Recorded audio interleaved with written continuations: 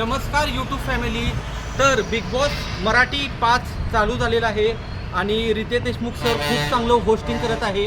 आणि तुम्ही एक गोष्ट नोटीस केली असेल की बिग बॉस आपल्याला 9 ते 10 1 तास बघायला मिळतं, पण त्या 1 तासामधले 20 मिनटं आपण जवळपास नुसते ॲडव्हर्टाईजमेंटच बघतो आणि मला वाटते 40 मिनटं कुठेतरी आपण बिग बॉस बघत असाल.